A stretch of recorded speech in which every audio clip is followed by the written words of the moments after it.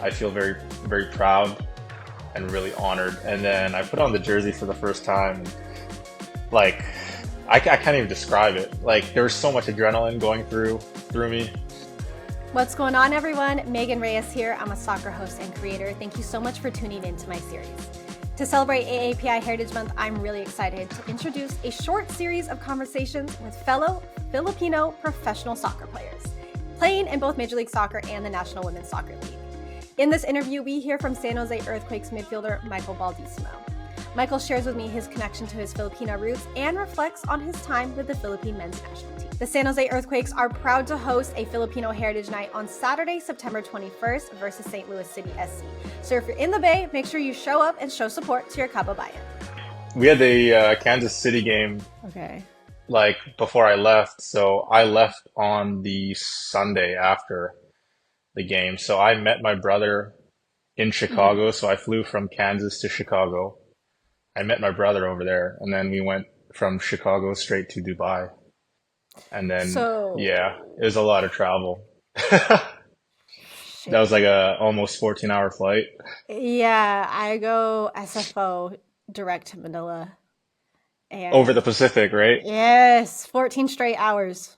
14 straight. Yeah, I went around the globe in the last 10 days. So like, yeah, because from Dubai, we trained there for like 2 days, and then the day before the game, we flew to Iraq, and then Iraq back to Dubai, and then to the Philippines.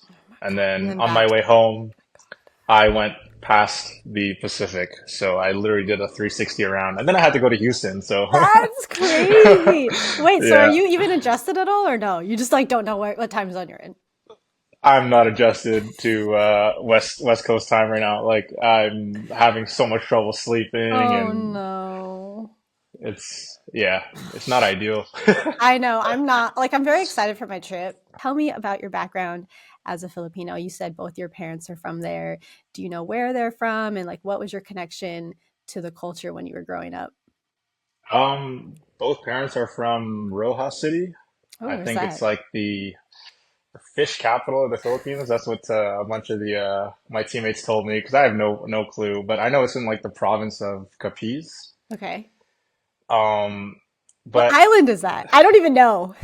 I don't know. It was south of Manila. It looked Okay, like on the okay. map, so like I'm not too familiar of sort of the geography of that, but yeah, I guess the way it connects me is I think that's why I love fish so much. Uh, It's in your blood. yeah, like I probably eat salmon probably most days.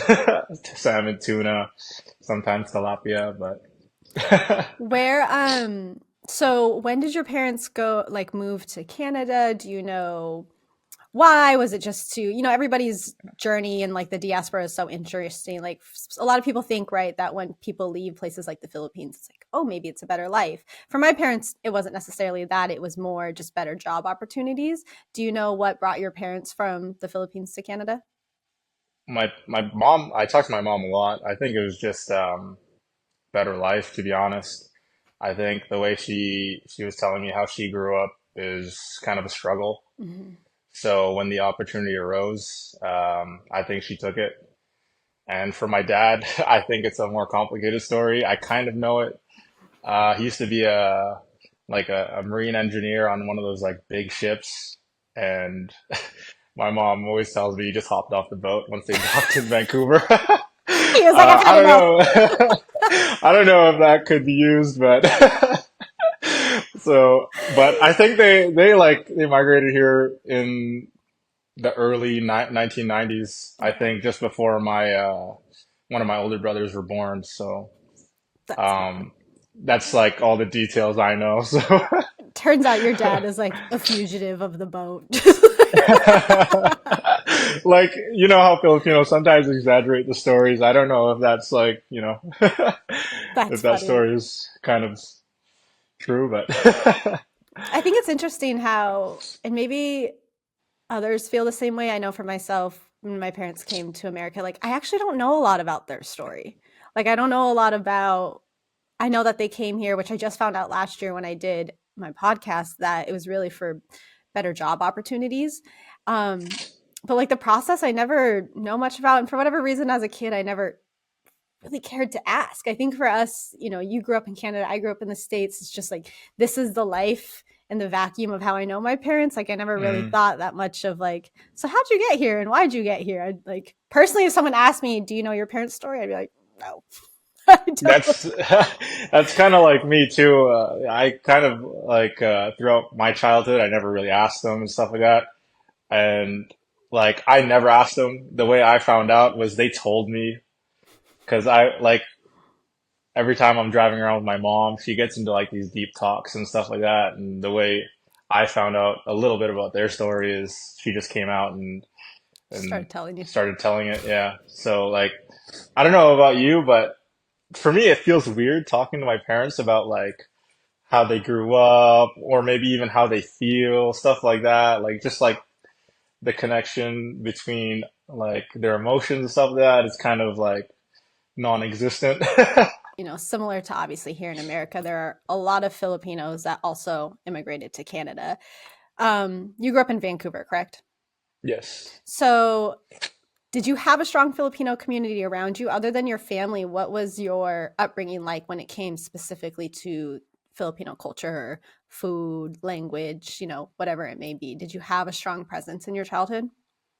I would say yeah, because most of my elementary school classmates and everything, and everybody who went to school with me. There was there's a lot of Filipinos, but I think like I only had a couple friends that were. I Okay. think most of my like buddies, especially in high school, were my teammates because we all had to go to the same school, and it was just really me and my brother and maybe one or two other guys that were Filipino, but they're like not even a quarter Filipino. So I think most of the culture and stuff sort of um, I don't know made me, I guess, was Hmm. all from my family and my parents because like the only time I'd eat Filipino food was if my parents cooked it. And I don't eat it too much now because it's kind of heavy and not Yeah. good for you. So Makes you it's so like, tired. yeah, it's mainly like special occasions when I go home in the off season for Christmas and New Year's. That's when I like have that food. Right. It's funny. So I for the last 2 years I live in Sacramento now, but before that I was living in the Bay for like 9 years or so. And whenever my parents visited, and even in Sacramento, I think just Northern California, California in general, they always wanted to eat Filipino food. Because like my parents Mhm. they live in Idaho, so you can't just easily go buy Filipino food. They may not necessarily want to make it all the time, but whenever they visit, they always want to go, and I'm just like, I don't really want this. Like, okay, I guess. Do you have a favorite dish? Have you ever heard of longanisa? Mm-hmm. It's your favorite? Yeah, that's like we told my mom because usually during Christmas dinner, we usually have like a turkey and everything. Who But likes turkey? like honestly, we have it during Thanksgiving. I think that's enough for me. So having it for Christmas is like it kind of got boring, but uh my brothers and I like decided let's tell our parents just to make a whole bunch of longanisa. And it's so much easier. You don't have to go get a whole Yeah. turkey. People actually But want to like eat it. yeah, but like again, being Filipino, they make so much food for so little people.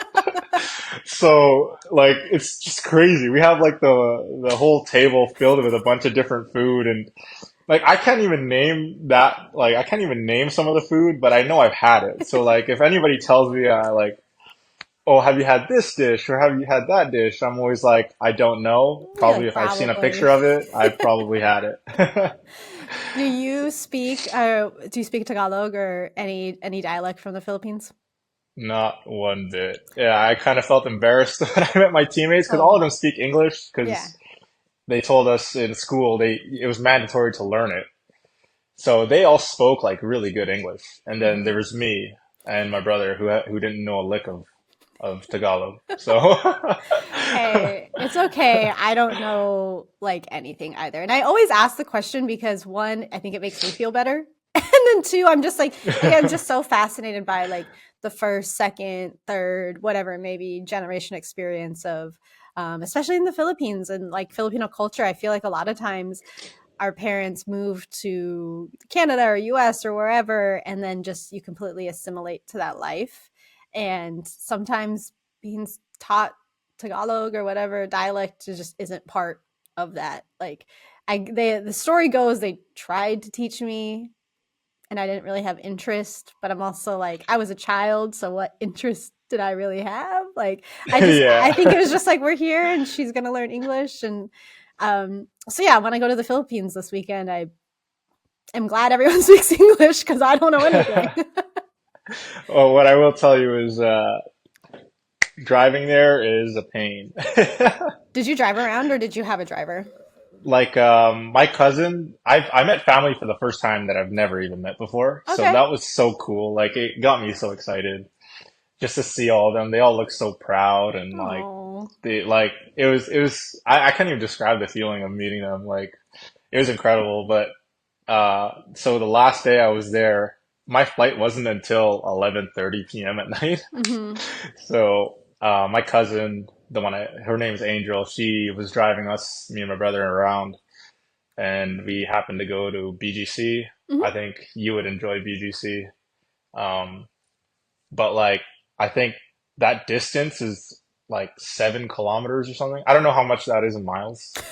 Sorry, I'm not American. I use the metric system. And I don't do kilometers. I'm gonna look it up. Kilometers, but keep going. Okay, 7 kilometers, four It took miles. us, it That's took us nothing. like almost an hour to get there. The traffic was like terrible. I I do think hear that.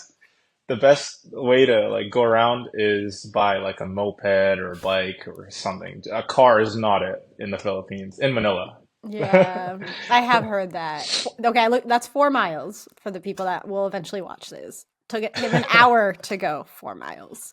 So, for those listening and watching, Michael recently was called up to the men's national team, the Philippine men's national team, and got to go to the Philippines and represent the country. So, I want to know about that experience. Like, to what you just said, this was your first time to the Philippines through the lens of soccer, which I think is incredible. What was that experience like? What was it like playing with your brother? I just want to know everything that you got to see in that time that you were in the Philippines and what you thought of your time there. I mean, you mentioned it before. You said it wasn't like a really big soccer culture, but that completely different to when I experienced it couple days ago. I felt like there's quite a bit of people who like showed up to the games and was like, there. I like using the word pride to describe our culture. We're very proud people, Mm-hmm. and like just the support and everything, and like people recognizing you on the street. And I think there's a bigger soccer community than I realized because I was always told Philippines is a Mm-hmm. basketball country or like their favorite sport is basketball, but it didn't seem like that to me, to be honest. And I don't know, I just felt really honored to be playing in front of um, people from the Philippines. Yeah. Like the support was pretty good.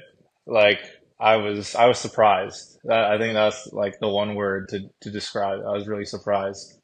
I saw Um, videos of the crowd at that last game in this mhm. stretch, that second qualifier. Like, there were a lot of people there. Yeah, they were, and like they even stayed after the game. We did the little clap thingy that Iceland does, and I don't know. And like there's because for me, I don't really interact with fans much, but like when I went over there, it was nonstop photos and like I don't know, people were just saying you got to get used to it, you got to get used to it. So I'm like, it seems like a bigger community than over here, to be honest. Yeah, that's not like a knock to San Jose or America. It's Mm-hmm. just what I felt, and yeah, You're a celebrity. yeah, it really felt like that, to be honest. Like I'm not good with pictures. Like behind the camera and stuff, I'm not too comfortable, but over there I had to step out of that comfort zone and yeah. A You have lot to of embrace photos it. and yeah. What was that experience like getting to do all of this and then for the first time with your brother?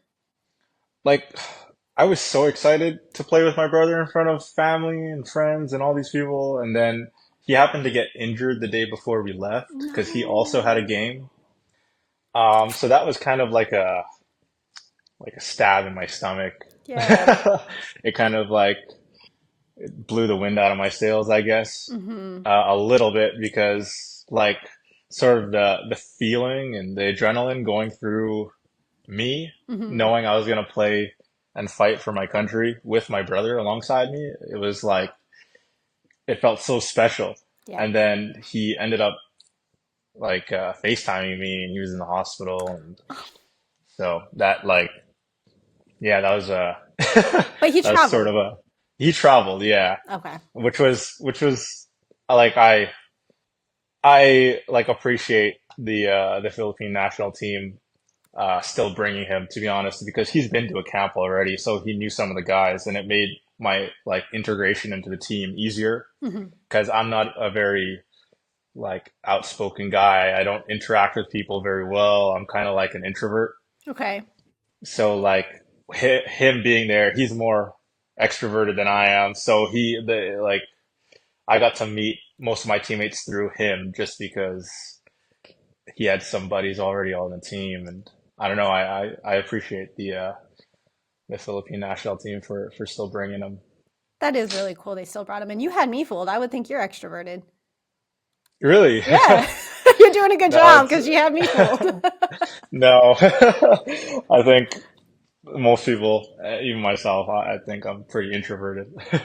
So you mentioned, as we all know, in the Philippines, basketball is the main sport. Everybody loves it. Um, what got you into soccer? You and your brother, if your other brothers played as well, what piqued your interest in soccer? And was basketball ever part of your childhood? I think growing up, me and my brothers didn't really like soccer. From like, I started playing at 4, Okay. and then from 4 to like 7, I hated playing. I think my parents just needed to put us into a sport, and soccer was the cheapest way to go because my brothers and I loved hockey. True Canadian. Yeah, so like we'd always play street hockey and stuff like that growing up within those like I don't know, 3, 4 years. But I realized, oh, we're pretty good at this. Well, I was pretty good at it, even though I didn't want to play, you know? Mm-hmm. Like sometimes be crying to go to games because I didn't want to go to the games. My dad would like drag all three of us who played, and as I grew up, I just realized, oh, I'm pretty good at this. I can maybe make a life out of this, and I started to really invest myself into it as well as my brothers. So, and me being the youngest of the three that played, I think that really helped me because I was always playing with people older and, training with more physically dominant players, I guess. And I didn't really play with my own age until I was like 15, 16. Um, but speaking about basketball, we always used to play it. Even now, like when I go home, when I find a sunny day, which is very rare in Vancouver, I'll just walk to a basketball court and start shooting hoops. Okay. So I think my family, my brothers, we played a lot of sports growing up. So like I'm not terrible at most sports, let's just say. Did your parents get to go to the Philippines this last trip to watch you? No, I wish they've just been working. It's Um, expensive. it is expensive. Like now that I've been there, I really want to go back. Have your parents ever Oh. told you like if you ever go to the Philippines, you'd never want to go back? No, maybe that's why they're like indifferent on me going. I think I'm never going to come back. No, they Like haven't told me that, but a lot of other people have told me that. I always thought people were exaggerating again and just like, they're very proud of the country, but me and my brother were there and we're just like, we need to go in the off season for vacation or Mm, something. I hope I hope we can take my parents or something like that. So that would during be the off really cool. season, That would be yeah. really cool. I think the Like cool thing about it is it's expensive to get there, but then once you're there, it's so affordable. It's insane. Crazy. Like I we had so I had dinner with my mom's side of the family and my dad's side of the family, so there were like 30 people, and the restaurant bill came out to $127 USD. I believe it. And it was probably an Like incredibly delicious meal. it was crazy. It blew my mind. I said, why is everything so expensive over here? Right. And I think that might be why people say you want to go back because it's beautiful, it's affordable. You're like, why would I live here when I can live Yeah. there? Yeah, the whole time I was in Manila, I was just like, fuck, I want to go around, but like there's team meetings and team meals that I have to attend, and I know the traffic is bad, so it was like I couldn't really explore the city until the last day when we had no obligations to do anything with the team. Yeah, we are actually, well, so we're doing a lot of island hopping, but when we are in Manila, we're staying in BGC and I'm really excited. I hear like really nice things about it. People say it's kind of like being in LA. Yeah, it's it reminded me of Vancouver, Okay, I actually have never been like to downtown. Vancouver. You should go. There's a quite a bit of Filipinos over there, so. I believe it. Between Seattle and Vancouver, I believe it. But like, there's people that like you. I don't know if you're gonna. That's no offense. Right. You do not look Filipino. I get that There's a all the lot. time. There's a All the lot of time. people that don't look Filipino, and then suddenly a conversation gets like started, and it's like you're Filipino? No way. Yeah. So like, I get that often, so there's no offense. I think it's like my brother, like I think it's just a fair skin. Like my brother's a little bit darker. He looks a little bit more Filipino. People think maybe I'm half. Like, no, both my parents are from there. I just yeah, I a little thought you bit were paler. half.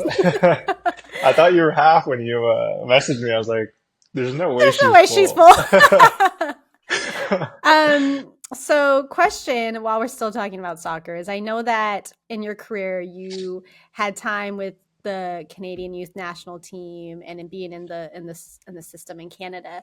At what point did you first start having interest in possibly representing the Philippines?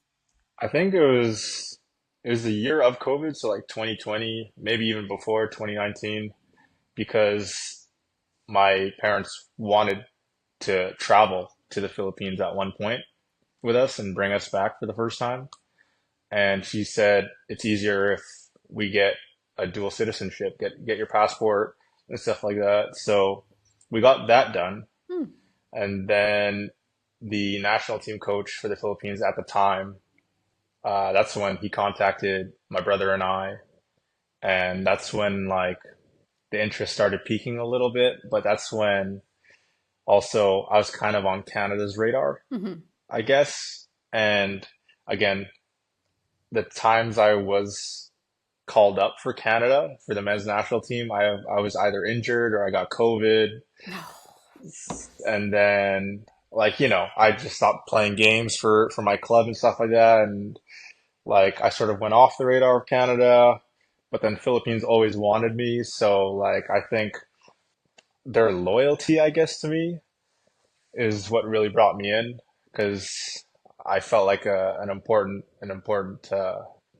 piece to the puzzle, I guess. Sure. And then they presented me with like their plans for the future, with new management and stuff like that, and that just like I bought in, and I want to sort of achieve some stuff with the national team that hasn't been achieved before. So We got to get to World Cup. that's one of them. That's one of We the got to get to goals. a World Cup. So this next question is kind of like a little bit more open-ended. However, it's up for interpretation. So whatever's you feel in your heart. What does it mean to you to get to wear the crest and represent the Philippines, represent your parents, and where they're from? Like I to be honest, I can't even describe it, but again, I feel very, very proud and really honored. Like that first game in Iraq was absolutely insane. The atmosphere and like the pitch, like everything was perfect. And then I put on the jersey for the first time, and like I can't even describe it. Like there was so much adrenaline going through me that like I was just in the zone, kind of. Mm-hmm. It was I can't describe it. Like I can't. I think it's hard to put in words, and I always am curious when I ask that, just like if there even is a way to articulate it, because I feel like what most people say is it means the world, obviously, because I Mm. don't think there probably is any other way to describe what that feeling is like. Because like if like I wish people could experience what I was feeling during that game. Like it was just anything and everything to do to win for the country. Like Hmm. it was so special. I It's definitely one of my most memorable moments in my career. Well, we're excited to see more of you on the national team, hopefully at a World Cup one day. Hopefully, hopefully. Right. So we're going to close out with just like four quick fire, rapid fire. Let's get to know Michael questions. Who is on who is on your Mount Rushmore of soccer players? It can be man or woman. Your Mount Rushmore for soccer players. That's four people. Mm-hmm. Ah, that's so hard. Because like I kind of differentiate between positions. Okay. Like who's But your if we're going four greatest all players, time? Yeah. four greatest all time, Messi is definitely number one. I'd have to put Zidane in there, Maradona in there, and then obviously Cristiano Ronaldo. You can't leave him out. That's a good Mount Rushmore. I don't think you can argue that one. Do you have what's your Mount Rushmore? Mount Wow, Rushmore. that's a good question. I don't know. I always ask people this. I've never had someone ask me this. Um, that's a really great question. I actually don't know how I would round it out. I just know Messi would and Maradona would be on there. And then I'd probably have, if I did two and two, I'd probably have Marta and Christine I was going to Sinclair. say Christine Sinclair. That was exactly what I was about to say. Christine Sinclair, Marta, Maradona, and Messi. So you're a I Messi over Ronaldo. Not for me personally, like when it comes to playing style and things like that, like I don't have much of a say because I didn't play. So when it comes to like technique and like tactical stuff, right over the top of my head. But when it comes to like being personable and personality and things like that, I love Messi's story. He just seems like such a very humble, nice person. You can't help but love him. I like you 10 times more now, just because your answer. Perfect. Okay. Pancit or longanisa? Longanisa. Does pancit rank anywhere in the top? Probably third. What's second? Probably Tocino. Okay. Longanisa and Tocino are kind of like the same thing, I was but gonna like they're say, different. big pork guy. Do you have a favorite Asian athlete? Favorite Asian athlete? Does it have to be soccer? It could be any sport. Manny Pacquiao. The right I don't answer. think there's another answer for me. Right. The right answer for some Filipinos, the only answer. Yeah. And then last question, which you kind of already gave me the answer, but if you didn't play soccer professionally, what sport would you want to be a professional? What I want to be? I think I didn't say it yet, but golf. Oh, what? I thought you were going to say hockey. No, I was a huge golfer. Oh. I am a huge golfer. I just started during COVID, but like I went through the phase where I was addicted. Oh, okay. And so hockey, I'm not too fond of anymore. Like it was sort of at the beginning of my childhood, and then I kind of tapered off. You're So hilarious.